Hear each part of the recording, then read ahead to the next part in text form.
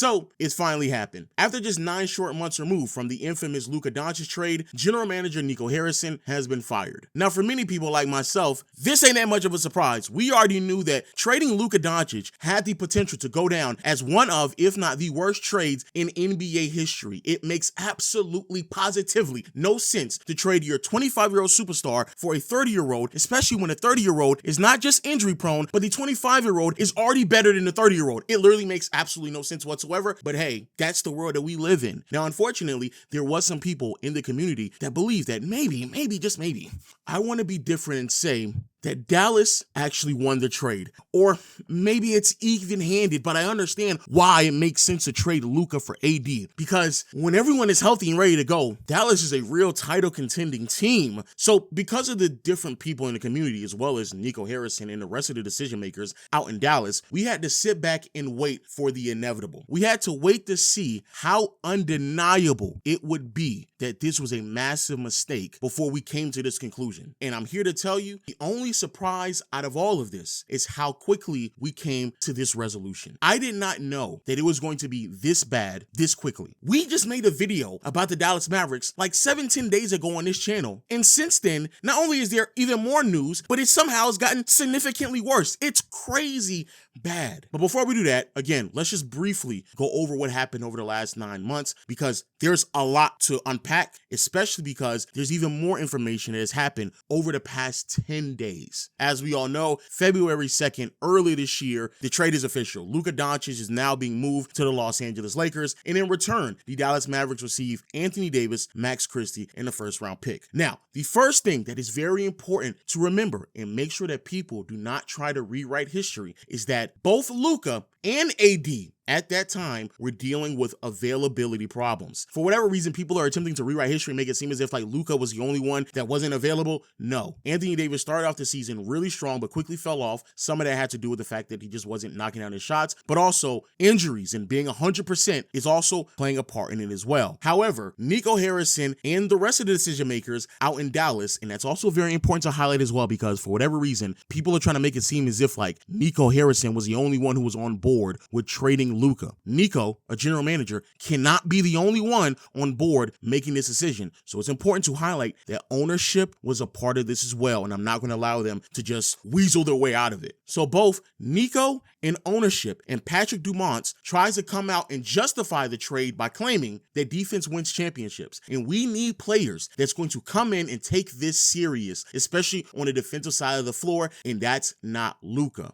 Ownership backs Nico Harrison's claims, and then now we're off to a bunch of slandering of Luka Doncic. Be very mindful that this is an organization that just was a year removed from making a finals appearance, an organization that was just 2 games removed from actually winning a championship. But now, out of the blue, it's gotten so bad out in Dallas that they can't even fathom how they're going to be able to win a championship with Luka. That's how they're pitching it. That's how they were phrasing it. So much so that more and more information and news starts getting leaked out about how much of a degenerate Luka was with his time with the Mavericks. And now people are now backing this idea. Oh, if he was that bad, well, I guess it makes sense to trade him. Now, of course, you already know how I felt about it. Luka could have been doing anything he wanted to out in Dallas, and he still should have stayed on the team. Luka could have been smoking crack. And I just would have had a crackhead on my roster and gave him a super max contract because he is that good of a ball player. However, Nico Harris deemed otherwise. So as this is happening and everyone is panicking, it's also very important to acknowledge as well, Nico Harrison decides to trade Quentin Grimes to the Philadelphia 76ers because he believes he doesn't have the capability of paying him in the upcoming offseason. That's important to acknowledge, especially because of where we are today with Dallas. Nevertheless, fast forward a few more games and Anthony Davis finally makes his Dallas Mavericks debut, and it's the entire Anthony Davis experience. He comes out there, he's dominating, blocking shots, grabbing rebounds, scoring points, yelling to the crowd, playing into this idea that AD is here. The new era has started, and I am now the face of the franchise, and I will not let my Dallas Mavericks fans down. But unfortunately, as I said, it's the full Anthony Davis experience. So in that exact same game when he makes his debut, AD injures himself and effectively is now sidelined for the remainder of the season. Yikes.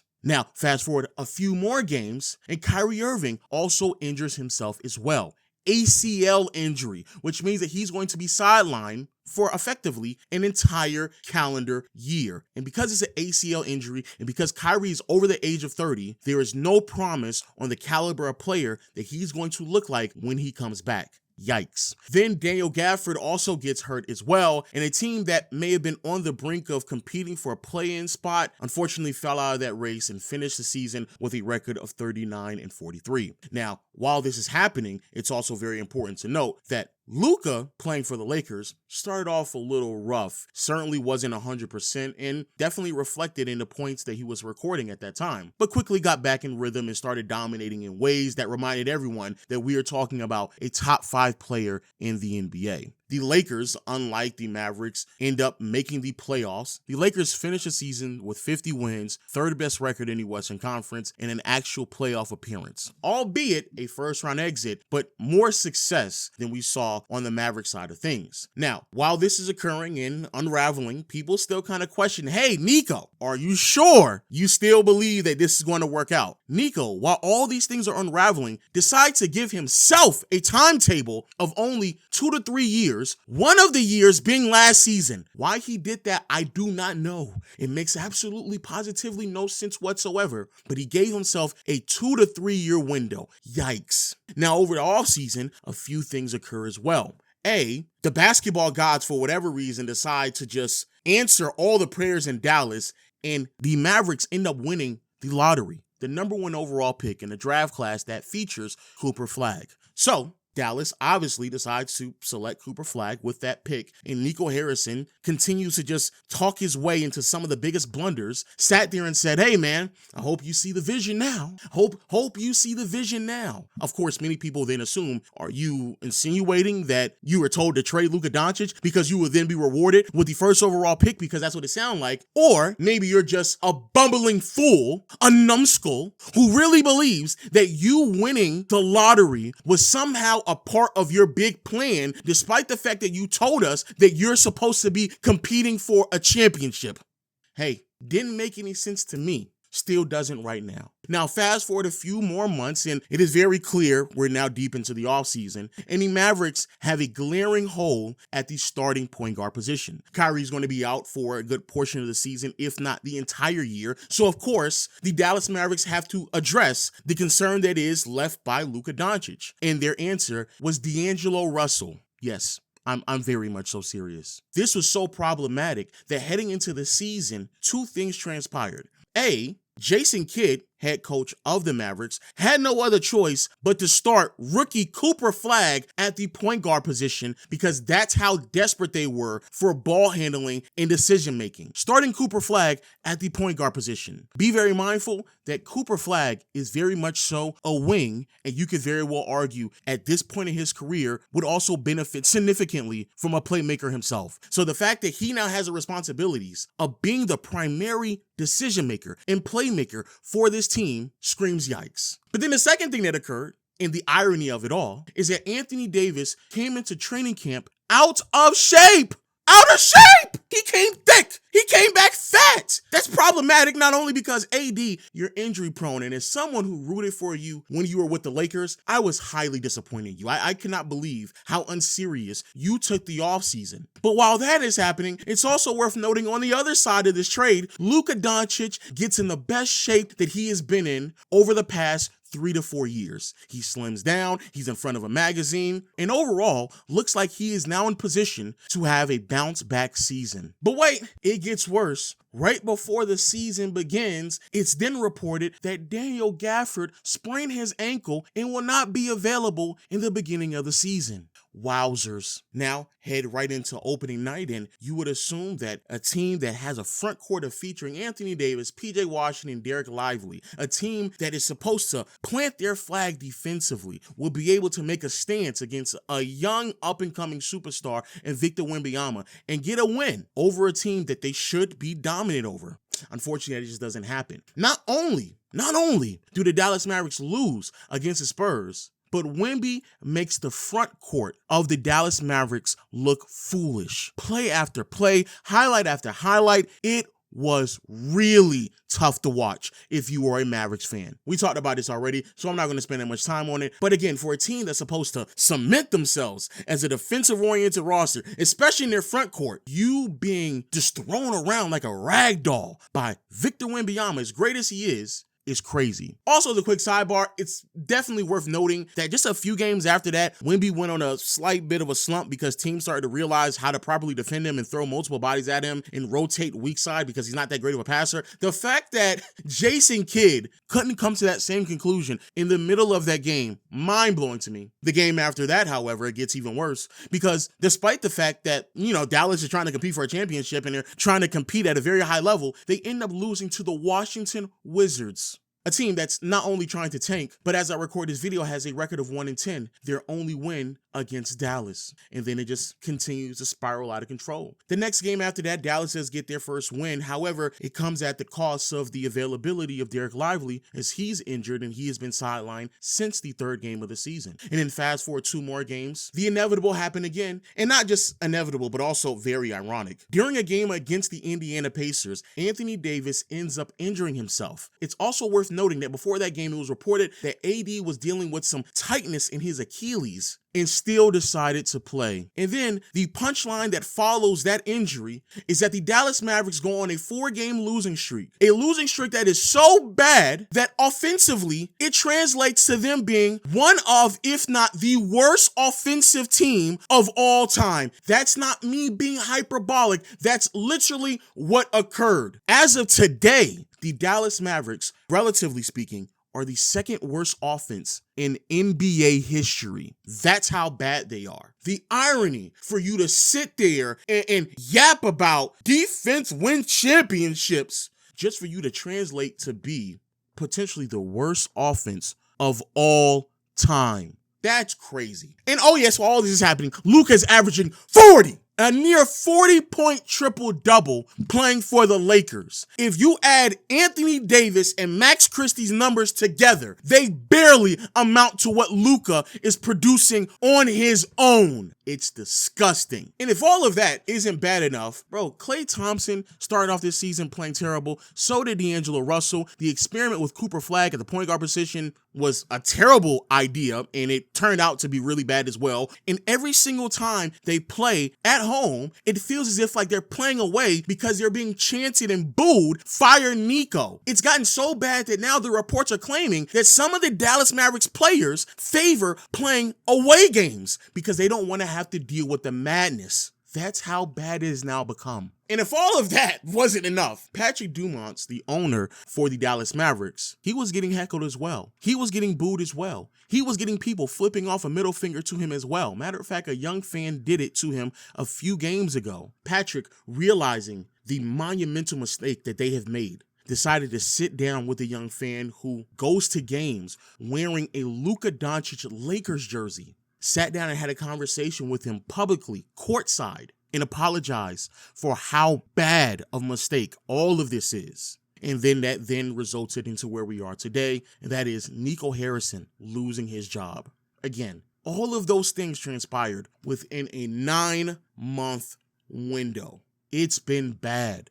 Really, really bad. Now, many people, of course, are trying to figure out what exactly do you do next if you are Dallas. And I'm here to tell you, if you think it's bad now, unfortunately, it's only going to get worse. The idea that this is all going to change because, they can just get out of this big old mess. They got their next franchise player in Cooper Flagg and they can just trade everybody else. No.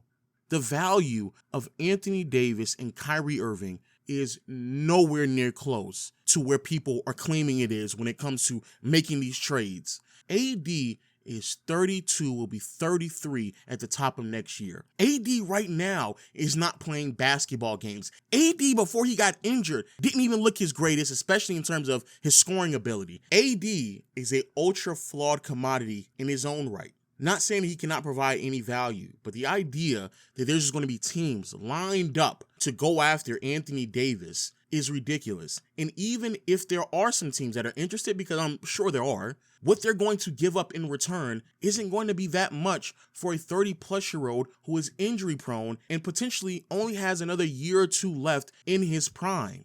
But then when it comes to Kyrie Irving, it's going to be even less in return. I'm sorry, but the way in which people talk about Kyrie Irving, you would have thought that this is a man that has the potential to be a #1 option on a championship team, despite the fact that he's already provided the evidence that he can't do that anymore. You would have thought that this is a man that was in his 20s, despite the fact that this is someone who is 33 now and will be 34 at the top of next year. You would have thought that this is a player that may have sprained his ankle or maybe dealing with a broken finger. No, he will be coming off of a ACL injury. He tore his ACL. At best, that is a career-altering injury for someone who's in their 20s, would normally end up taking a year and a half to make a full recovery from them, potentially 2. And you believe 33, soon to be 34-year-old Kyrie Irving is going to come back from said ACL injury good enough to where a team will be interested in who he may be after he recovers from that? The truth of the matter is, when Kyrie does come back, which more than likely will be after the trade deadline this season, we're talking about a 34-year-old who probably won't be close to where he was before until he's 35. And at that point, Kyrie may only have one more really good season left in him. And even that season that he may be able to provide, he would have to be in a very unique situation to help maximize what left he can give to an organization. But the biggest reason why I'm so confused to why people believe that the Mavericks, if they decide to blow things up, will receive a lot in return for AD and Kyrie is because after this season, bro, they only have one more guaranteed year left on their deal. So these are not even 2 players that are under contract for any extensive period of time. Realistically speaking, if you are trading for them, you would need to be in position to win immediately to convince them to sign long-term if that's what you desire. But no. Kyrie Irving and Anthony Davis, who are both well in their 30s, both injury prone, both making north of $40 million, AD making nearly $60 million next season. No, there is not a laundry list of teams that are willing to trade for them, and even the teams that have the ability to do so while also retaining them long term, more than likely is not going to give much up of anything for them. If you think that it's bad now, just wait until the package that you receive in return for AD and Kyrie, because effectively, whatever that is what Nico Harrison decided to trade Luka Doncic for. And that's when it's going to get ugly. That's when it's going to be bad. It's already bad now. It's only going to get worse. Trust me. Nico Harrison royally screwed this organization. It cannot be understated enough. And to the people out there who try to sound smart and intelligent and, I really think that Nico's onto something here, respectfully, stop. You just wanted to get off a hot take. You just wanted to be different. You just want to have headlines because there's no rhyme or reason anyone can ever justify trading a 25-year-old superstar for a 30-year-old one, especially when the 30-year-old is injury prone and the 25-year-old is already better than the 30-year-old one. It's bad. Fans are not even showing up to the arena anymore. They had like a 20+ year stretch of selling out home games. It broke. We're like 10 games into the regular season, just like that. It broke the following year. Nico Harrison can barely get out of the arena safely. They got to give him extra security. It's done. It's over with. But let me know your thoughts in the comment section below. And until next time, I'll see you all later. Peace.